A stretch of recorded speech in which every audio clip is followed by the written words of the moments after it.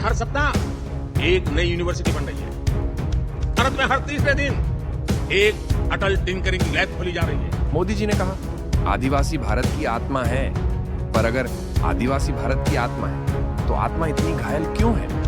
क्या ये राजनीति का खेल है? आइए जानते हैं विस्तार से इस वीडियो में बने रहे लास्ट तक। कहते हैं भारत गांवों का देश है, पर असली भारत तो उन पहाड़ों, जंगलों और घाटियों में बसता है जहां आज भी आदिवासी अपने हक के लिए जूझ रहा है, जहां अब भी बिजली से पहले सूरज डूबता है, जहां सड़कें नहीं हैं लेकिन उम्मीद आज भी जिंदा है।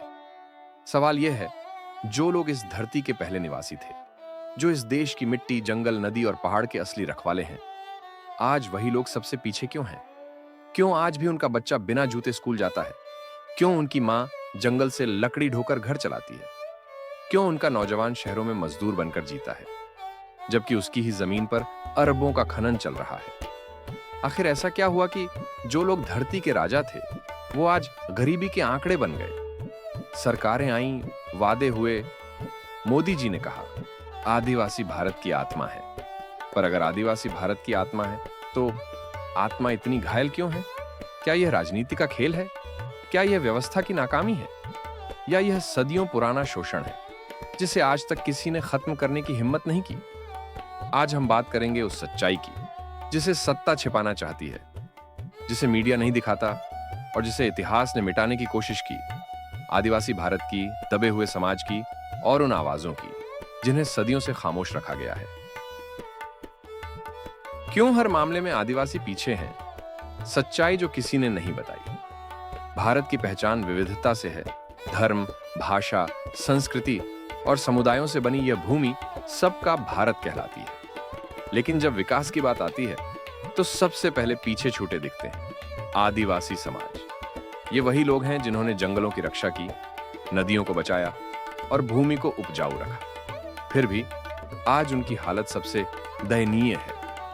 भारत के इतिहास में जब राजाओं और युद्धों की बात हुई तो भील, गोंड, मुंडा, संथाल और वारली जैसे जनजातियों की वीर गाथाएं भुला दी गईं। राणा पूंजा भील, टंटिया मामा भील, भगवान बिरसा मुंडा, इन जैसे योद्धाओं ने अंग्रेजों के खिलाफ अपनी जान कुर्बान की, पर इतिहास की किताबों में उनका नाम तक मिटा दिया गया। सदियों से इनकी बहादुरी को जंगलियों की लड़ाई कहकर नजरअंदाज किया गया। जब भारत आजाद हुआ, आदिवासियों ने भी उम्मीद की अब समानता और अधिकार मिलेंगे, लेकिन हुआ उल्टा।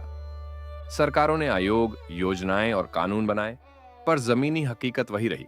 जंगल कटे, जमीन छीनी गई और रोजगार दूर होता गया। आज भी सैकड़ों गांवों में बिजली नहीं, स्कूल अधूरे हैं और अस्पताल सिर्फ दीवारों तक सीमित है। कई जगह बच्चे 4 किलोमीटर चलकर स्कूल जाते हैं और महिलाएं मीलों दूर से पानी लाती हैं। हर चुनाव में नेता आदिवासी इलाकों में जाते हैं, हाथ जोड़ते हैं, वादे करते हैं, लेकिन नतीजा, चुनाव खत्म होते ही सब भूल जाते हैं।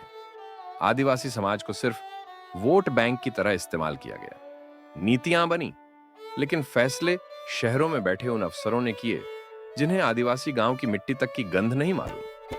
खनन, डैम और जंगलों की कटाई के नाम पर लाखों आदिवासी अपनी जमीन से बेघर हो गए। जो धरती सदियों से उनकी थी, उसी को सरकार ने प्रोजेक्ट जमीन बताकर छीन लिया। वो लोग जिनका भगवान जंगल है, आज शहरों की गंदी झुग्गियों में मजबूर होकर रह रहे हैं। शिक्षा आज भी आदिवासी समाज के लिए सबसे बड़ी चुनौती है। गांवों में स्कूल तो हैं, पर शिक्षक नहीं। बच्चे भाषा की दिक्कतों में फंस जाते हैं और 10वीं के बाद पढ़ाई छोड़ देते हैं। शिक्षा की कमी ही कारण है कि वे प्रशासन, राजनीति और व्यापार में हिस्सेदारी नहीं बना पाए। आदिवासी क्षेत्रों में आज भी 27% से ज्यादा लोग गरीबी रेखा के नीचे हैं। कृषि के लिए जमीन कम, रोजगार के साधन सीमित और सरकारी योजनाओं की पहुंच बहुत कमजोर। इस गरीबी का फायदा माफिया और दलाल उठाते हैं, जो उनकी जमीन, लकड़ी और श्रम को सस्ते में खरीद लेते हैं।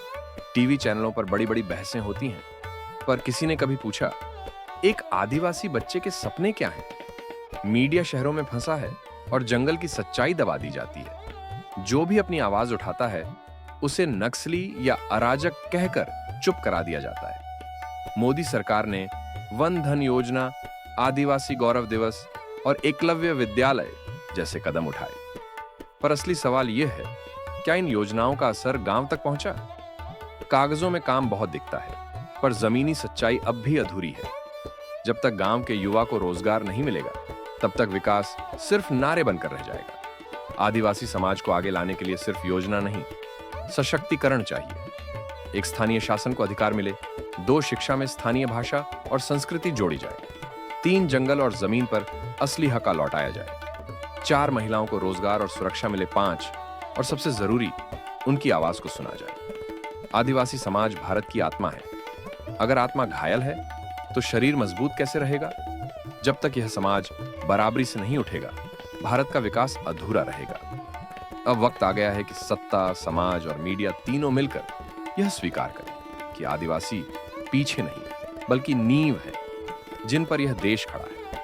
अगर भारत को सच में आगे बढ़ना है तो उसे अपनी जड़ों को पहचानना होगा, क्योंकि वो जड़ें हैं जिनका नाम है आदिवासी। वीडियो अगर अच्छा लगे तो चैनल को सब्सक्राइब जरूर करें और इस वीडियो को उन लोगों तक जरूर पहुंचाएं जिनको आज भी समाज के बारे